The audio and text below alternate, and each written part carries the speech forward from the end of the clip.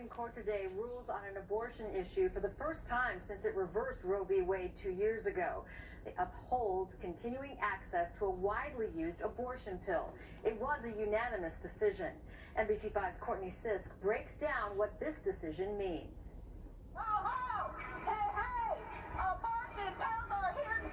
Supporters of abortion rights considering the day a win after learning the most commonly used abortion pill in the country, mifepristone, will still be accessible. I think it's a big victory that they didn't feel that they could rule in favor of their own particular religious beliefs. This all started when a group of advocates opposing abortion rights and doctors filed a suit saying the FDA did not do enough to evaluate the safety risks of the drug. But on Thursday, the Supreme Court justices did not weigh in on the merits of those claims and instead said the plaintiffs did not have the legal standing to sue. An individual has to show that he or she has suffered an injury in fact, actually suffered something, not just that they disagree with the government's decision. Professor Daniel Rodriguez of Northwestern University Law says it's a significant decision regarding Article 3 of the Constitution. Supreme Court Justice Brett Kavanaugh wrote, "The desire to make a drug less available for others does not establish standing."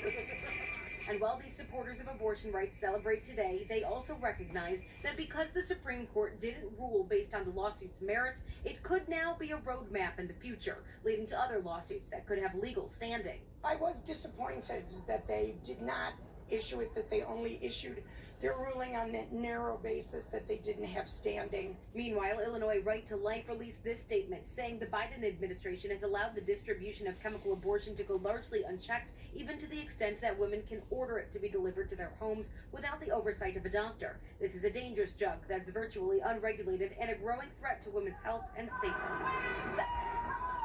Reporting downtown, Courtney Sisk, NBC5 News. Our thanks to Courtney. My prediction, this case will return to the Supreme Court.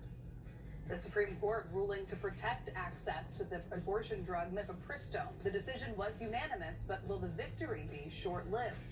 An abortion pill that millions of women have taken for more than 20 years will remain fully accessible across America. The U.S. Supreme Court unanimously ruled today to keep mifepristone available. WGN's Angelica Sanchez has reaction to the decision.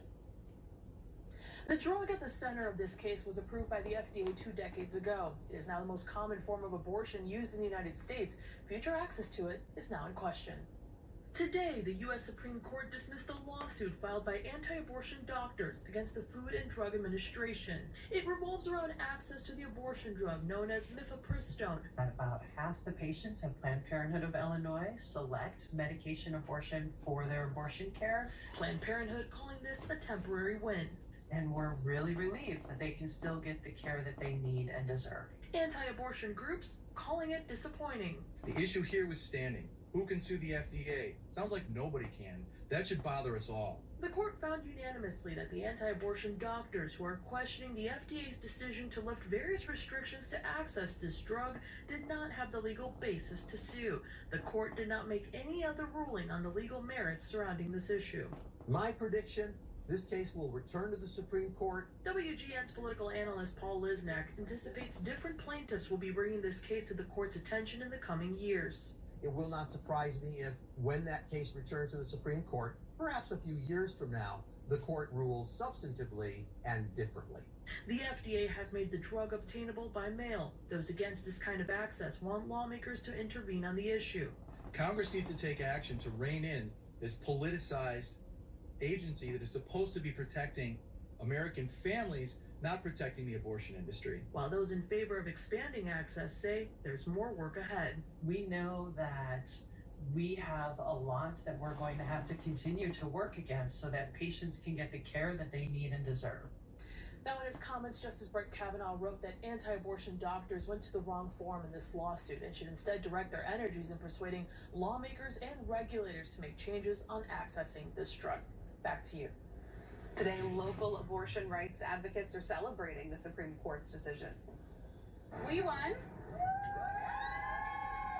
The second emotion that I'm feeling is steadfastness. Make no mistake, anti-abortion extremists will continue their efforts to restrict abortion access.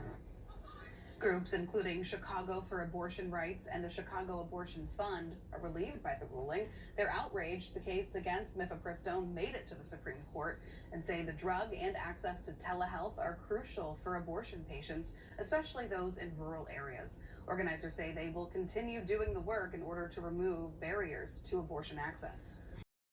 The Supreme Court has upheld broad access to mifepristone, that of course the so-called abortion pill. Terrence Lee is on the live desk with what this means and local reaction. Terrence. Don, it's got all justices here, all 9 agree, so a unanimous ruling here.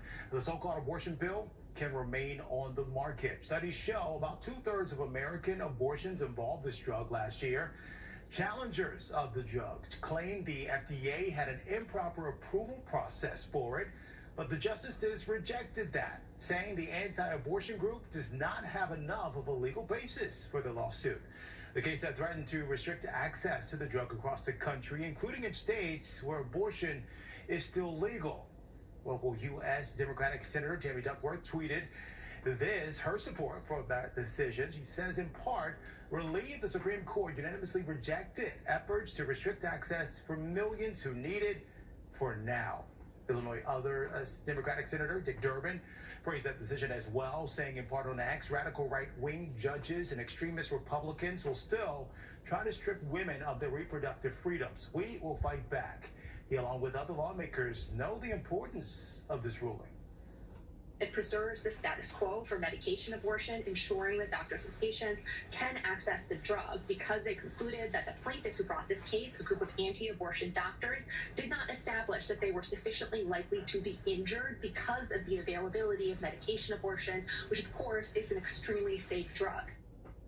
Justice Kavanaugh wrote this about the case, saying, "We recognize many citizens, including the plaintiff doctors here, have sincere concerns about objections to others using mifepristone in obtaining abortions, but citizens and doctors do not have standing to sue simply because others are allowed to engage in certain activities." We're still waiting for another abortion-related decision from the Supreme Court, this one related to whether doctors can be forced under federal law to perform an abortion in a medical emergency, even if it would be illegal under state law. Scott. Well, Terrence, thank you. Here in Chicago, reaction pouring in over that ruling. And within the hour, a pro-choice rally is expected to begin at Federal Plaza, and that's where we find Casey Cronus with more. Casey.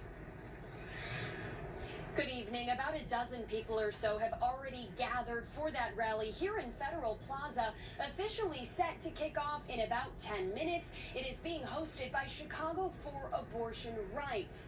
Now, the group tells us they are hosting the event as an emergency response to the Supreme Court's opinion, in a statement writing that it would have been a mistake if the court chose to turn its back on decades of safe use of the abortion pill.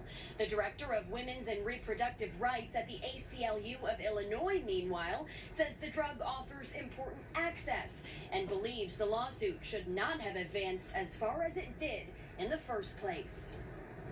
This case never should have made it this far in the first place. These are not plaintiffs who've suffered any injury here. They're anti-abortion doctors.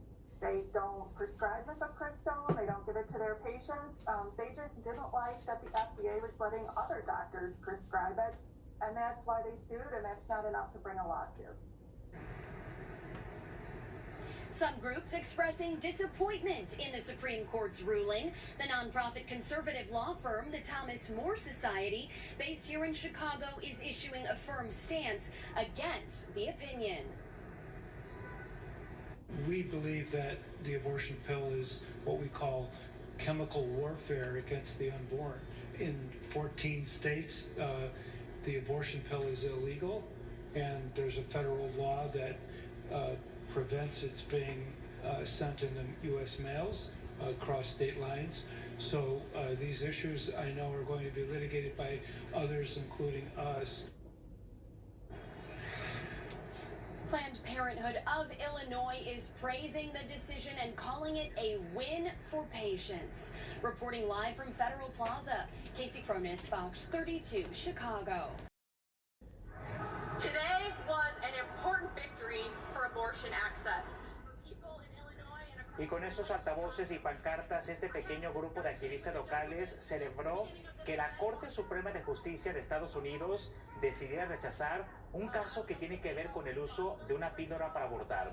Y es que después de conocer esta decisión, esta tarde se reunieron en la Plaza Federal en el centro de Chicago. Ellos comentaron que este era un importante avance para las mujeres y también para los derechos al aborto. Y es que el fallo permite que la pastilla se siga usando y se siga enviando por correo a pacientes para interrumpir su embarazo sin visita al médico. Una decisión, Anabel, que como bien sabemos pues ha generado reacciones a favor y en contra, pero vamos con René Serrano que nos tiene ambas caras de la moneda. Fue una decisión unánime que sorprendió a muchos. La Corte Suprema este jueves rechazó un esfuerzo para restringir el acceso a mifepristona, una píldora para abortar. Lo que quiere decir que el medicamento puede seguir siendo utilizado y enviado por correo a pacientes que no quieren visitar a un médico. Al poner en tela de juicio los procedimientos de la FDA, en este caso, también se habría abierto la puerta de par en par para cuestionar la autoridad de la FDA sobre cualquier otro medicamento.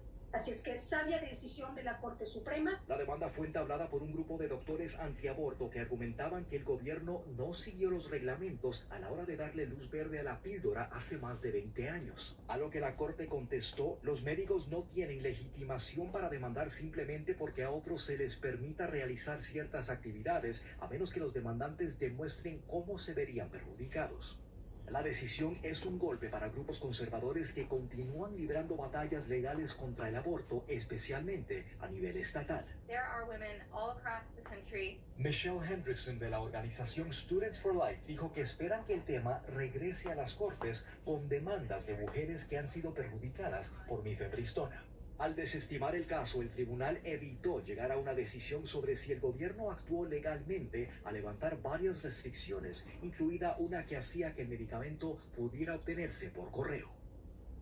Aún falta que la Corte revele decisiones sobre varios casos de alto perfil antes de fin de mes, incluyendo el de inmunidad a procesos legales para expresidentes, uno de gran impacto para Donald Trump.